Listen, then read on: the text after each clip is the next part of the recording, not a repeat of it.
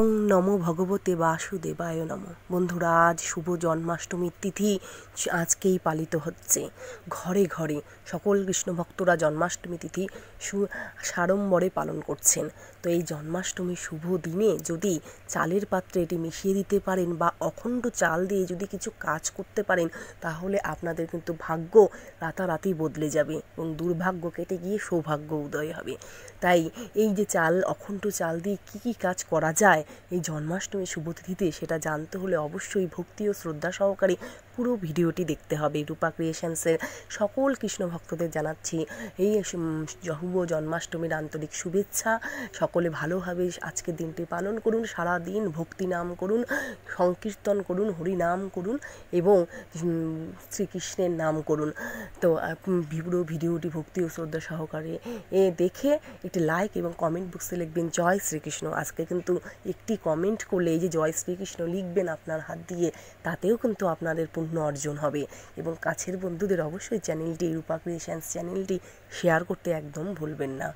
তো বন্ধুরা, আজকের সেই শুভ জন্মাষ্টমীর তিথি চলে এসছে রোহিণী নক্ষত্রে। আজকে এই শ্রীকৃষ্ণের জন্ম হয়েছে আজকের দিনেই এই দেবকীর গর্ভে। তো আজকের এই দিন, এই যে আজকের এই শুভ তিথি, আজকের তিথিতে কিন্তু বিশেষ বিশেষ কাজ করলে খুবই ভালো, ঘরে সংসারে মঙ্গল হবে, সমস্ত বাধা কেটে যাবে।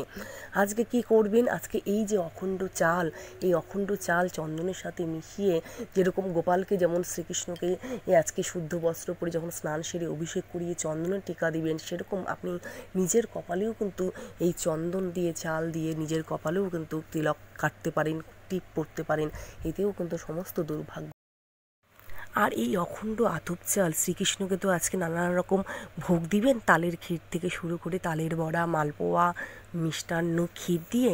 তো এই ভোগের সঙ্গে কিন্তু অখণ্ড আতপ চাল যদি 5টি দেন, তাহলেও কিন্তু খুবই ভালো হয়।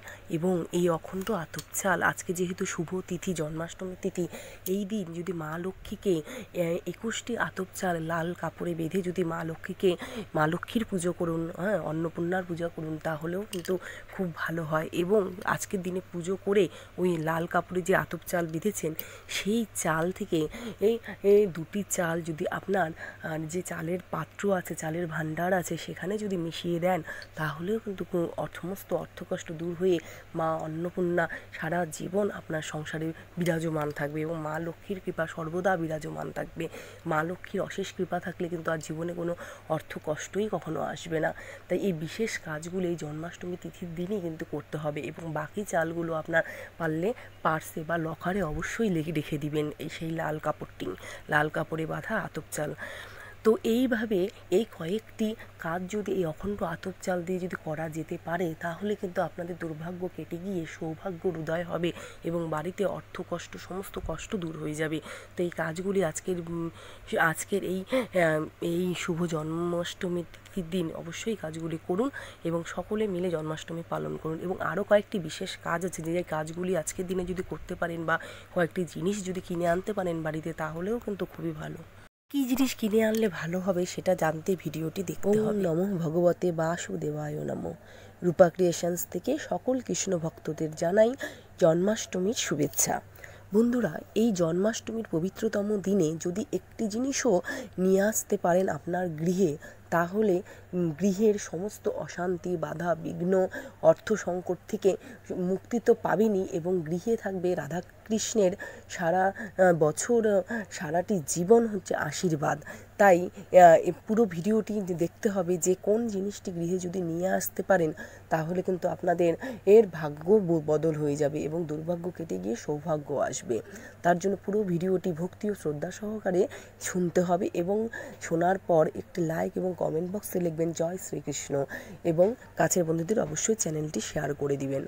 বন্ধুরা, এই জন্মাষ্টমীর পবিত্রতম দিনে যদি আপনারা গৃহে নিয়ে আসতে পারেন শ্রীকৃষ্ণের অত্যন্ত পছন্দের জিনিসগুলির মধ্যে যে কোনো একটি, যেমন শ্রীকৃষ্ণের যে ছবি আছে যেখানে গরু আছে এবং তার বাছুর তার মায়ের দুধ খাচ্ছে, এই রকম এরকম যদি ছবি নিয়ে আসতে পারেন, তাহলে খুবই ভালো হয় এবং সেটা মুক্তিও হতে পারে এবং সেটা কোনো ধাতুর তৈরি কোনো জিনিসও হতে পারে। এই রকম যদি নিয়ে আসতে পারেন তাহলে কিন্তু খুব ভালো হয়। দ্বিতীয় যে জিনিসটি বলবো সেটি হলো শ্রীকৃষ্ণের অত্যন্ত পছন্দের একটি জিনিস, যেটি দামও কিন্তু খুব কম, সামান্য মূল্যেই আপনারা বাজার থেকে সেটা ক্রয় করতে পারবেন, সেটি হলো ময়ূরের পালক। হ্যাঁ বন্ধুরা, ময়ূরের পালক কিন্তু শ্রীকৃষ্ণের মাথায় থাকে এবং এটি খুব পছন্দের একটি জিনিস হচ্ছে শ্রীকৃষ্ণের। তাই এই শ্রীকৃষ্ণকে জন্মাষ্টমীর দিন যদি ময়ূরের পালক ও শ্রীকৃষ্ণের চূড়ায় লাগিয়ে দেওয়া যায় বা শ্রীকৃষ্ণর কাছে রাখা যায়, তাহলেও কিন্তু বাড়িতে সৌভাগ্য ফিরে আসে এবং সেটি খুবই ভালো শুভ ইঙ্গিতও দেয়। তৃতীয় যে জিনিসটির কথা বলবো সেটি হলো তুলসী গাছ। হ্যাঁ বন্ধুরা, তুলসী গাছ কিন্তু মানে বিনে পয়সাতেই কিন্তু নিয়ে আসা যায়, কোনো তার জন্য কোনো মূল্যেরও প্রয়োজন হয় না। আর তুলসী গাছে কিন্তু স্বয়ং কৃষ্ণ বাস করে, স্বয়ং বিষ্ণু বাস করে। তাই তুলসী গাছ বাড়িতে নিয়ে এসে প্রতিদিন বা তুলসী গাছ সন্ধ্যাবেলায়, জন্মাষ্টমীর দিন সন্ধ্যাবেলায় তুলসী গাছের সামনে একটি ঘিয়ের প্রদীপ জ্বালিয়ে দিন, তাহলে কিন্তু সমস্ত নেগেটিভিটি দূর হয়ে পজিটিভ শক্তি বিরাজ করবে আপনার সংসারে। চতুর্থ যে জিনিসটির কথা বলবো সেটি হলো শ্রীকৃষ্ণের বাঁশি।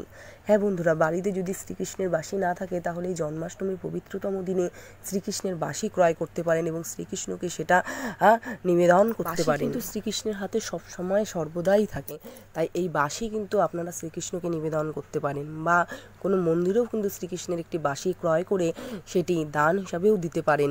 তাতেও কিন্তু শুভ হবে এবং তাতেও কিন্তু পুণ্য হবে। চতুর্থ যে বিষয়টি বলবো সেটি হলো যে শ্রীকৃষ্ণের গোপালের নতুন বস্ত্র। হ্যাঁ বন্ধুরা, আপনারা মন্দিরে কিন্তু কোনো গোপাল বা শ্রীকৃষ্ণের জন্য নতুন বস্ত্র দান করতে পারেন। তাতেও বা বাড়িতে কিন্তু গোপালকে জন্মাষ্টমীর দিন নতুন বস্ত্র স্নান করিয়ে গঙ্গা জল দিয়ে স্নান করিয়ে অভিষেক করিয়ে কপালে চন্দন পরিয়ে কিন্তু নতুন বস্ত্র গোপালকে কিন্তু পরাতে হবে। এতেও কিন্তু খুব ভালো হয় এবং শ্রীকৃষ্ণের যেহেতু জন্মদিন বা জন্মতিথি, এই পবিত্রতম দিন, শুভ দিন, তাই এই দিনে কিন্তু গোপালকে অভিষেক করিয়ে তার প্রিয় ভোগগুলি যেরকম নিবেদন করবেন, সাথে কিন্তু নতুন বস্ত্রও পরিধান করাবেন শ্রীকৃষ্ণকে অবশ্যই।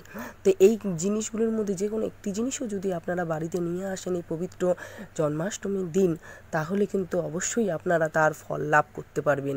আরেকটি বলবো যে তুলসীর মালা। হ্যাঁ বন্ধুরা, তুলসীর মালাও যদি নিয়ে আসতে পারেন এবং সেটি যদি গলায় নিজেরা পরতেও পারেন, তাহলে কিন্তু ভাববেন যে শ্রীকৃষ্ণের আশীর্বাদ সর্বদা আপনার উপর বিরাজমান করছে। আরেকটি পঞ্চম বিষয় যেটা বলবো সেটি হলো গীতা। হ্যাঁ বন্ধুরা, এই জন্মাষ্টমীর পবিত্রতম দিনে সারাদিন শ্রীকৃষ্ণের হরিনাম সংকীর্তন, গীতা পাঠ করুন বা যাদের বাড়িতে গীতা নেই তারা একটি ছোট গীতা পারলেও ক্রয় করে নিয়ে এসে বাড়িতে রাখুন। গীতা ভালো পড়লে বা গীতা বাড়িতে রাখলে কিন্তু খুবই শুভ হয়, সমস্ত নেগেটিভিটি দূর হয়ে পজিটিভ শক্তি আসে। গীতা পাঠ করা কিন্তু খুবই ভালো। গীতার যে শ্লোকগুলো সেগুলো যদি প্রতিদিন পড়া যায়, অর্থ বুঝে যদি পড়া যায়, তাহলে কিন্তু খুবই ভালো হয়। কারণ গীতার মধ্যে আমাদের জীবনের সমস্ত সারমর্ম লেখা আছে। তাই জীবনের উন্নতি যেরকম হয়, তাই জীবনের মন থেকে, আমাদের শরীরের মন থেকে সমস্ত পাপ দূর হয়ে যায় এবং কোন কাজ করলে ভালো হবে, কোন কাজ করলে করা খারাপ, সেটারও কিন্তু জ্ঞান বৃদ্ধি ঘটে। তাই গীতা কিন্তু পাঠ করা খুবই ভালো। তাই জন্মাষ্টমীর পবিত্র দিনে একটি গীতা ক্রয় করুন, বাড়িতে রাখুন, নিজের সঙ্গে কিন্তু সবসময়ের জন্য গীতা রাখতে পারেন, তাহলেও কিন্তু কোনো বাধা বিঘ্ন আসে না। তাই এই জন্মাষ্টমীর দিনেই এই শুভ কাজটি, ভালো কাজটি করুন। আশা করছি আপনারা অনেক কিছু জানতে পারলেন। আমি যে কটা বিষয়ের কথা বললাম তার মধ্যে যদি একটি জিনিসও যদি আপনারা মেনে চলেন, একটি জিনিসও যদি এই জন্মাষ্টমীর দিনে ক্রয় করে গৃহে নিয়ে আসেন, তাহলে কিন্তু সমস্ত বাধা বিঘ্ন থেকে দূর হয়ে আপনারা কিন্তু ভালো পথে অর্থাৎ পজিটিভ দিকে এগোতে পারবেন এবং ভালো করে জন্মাষ্টমী তিথি পালন করুন। গোপালকে তার প্রিয় ভোগগুলি নিবেদন করুন এবং সকাল সকাল ঘুম থেকে উঠে স্নান সেরে সমস্ত কাজ করে গঙ্গা জলে অবশ্যই স্নান করবেন। তারপর গোপালকে নতুন বস্ত্র পরিয়ে অভিষেক করান এবং ওম নমো ভগবতে বাসুদেবায় নমো এই মন্ত্র উচ্চারণের মাধ্যমে গোপালকে অভিষেক করাবেন। তারপর গোপালের পছন্দের প্রিয় ক্ষীর, তালের ক্ষীর, মিষ্টি, এই তালের বড়া, সুজি, লুচি, মালপোয়া, যেগুলো পছন্দের বিষয় সেগুলো গোপালকে ভোগ হিসেবে নিবেদন করুন নিজের সাধ্য অনুযায়ী এবং তারপর সারাদিন উপবাসে থেকে সেই প্রসাদ গ্রহণ করে উপবাস ভঙ্গ করুন। এই হলো আজকের ভিডিও। পুরো ভিডিওটি দেখার পর লাইক এবং কমেন্ট বক্সে লিখবেন জয় শ্রীকৃষ্ণ এবং কাছের বন্ধুদের অবশ্যই চ্যানেলটি শেয়ার করে দিবেন। রূপা ক্রিয়েশনসের সঙ্গে থাকার জন্য সকল কৃষ্ণ ভক্তদের জানাই অশেষ ধন্যবাদ। নমস্কার। ভালোভাবে জন্মাষ্টমী দিন পালন করুন। শুভ জন্মাষ্টমী সকল কৃষ্ণ ভক্তদের জানাচ্ছি নমস্কার।